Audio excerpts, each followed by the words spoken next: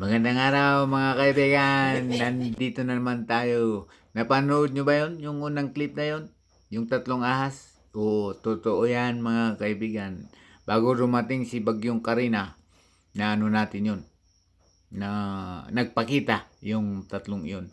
Itrinay natin uliin pero nakatakas sila. Ah, so, panoorin na lang natin yung nangyari. Ganito lang yan. Yeah.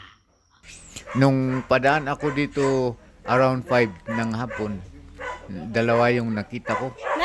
Tamang-tamang magbibideo sana ako, nalubat na pala yung cellphone ko, kaya kailangan kong tawagin itong isa nating cameraman, yung nakakabata kong kapatid.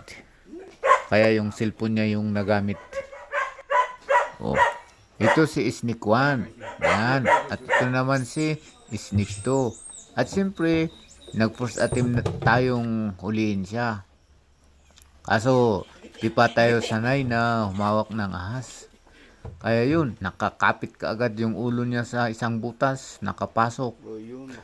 Mahirap hilahin. Talagang nag-curl na siguro sa loob. At yun, oh, may lumabas sa kanyang parang tumai yata. At tinaian pa itong kamay ko, Yan, itrinay nating galawin sa pamamagitan ng ito, yung itak, pero ayaw niya. Bahay ng itak to, may yung itak, may bahay yung itak. Ngayon na ayaw niya, pinagbigyan ko na siyang pumasok. Ito nga pala si Golden Yellow Rat Snake.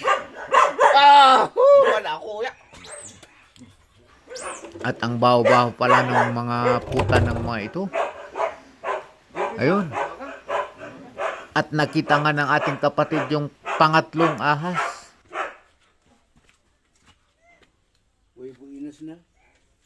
Aduh yan?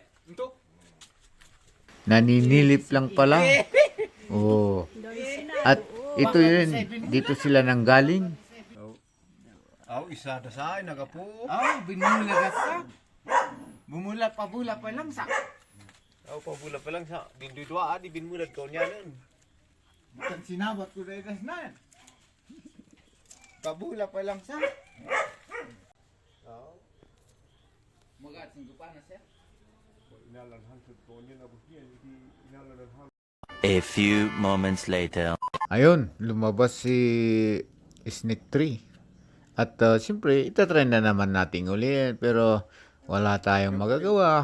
Di talaga tayo sanay. Kaya, sige, balik ka sa lungga mo. Ang pinagtataka ko lang, paano pumasok dito yung nanay nila at nanganak. O, nangitlog. O, ano. Sige, babay na. Snake 3. 20 minutes later. Oh, yan. At dito na naman, nagpakita si Snake 1. Naglibot lang pala. Ngayon, natsambahan na dito na naman siya. Nakapasok na naman muli. Yun nga mga kaibigan, wala tayong nahuli kahit na isa sa tatlong ahas na yun.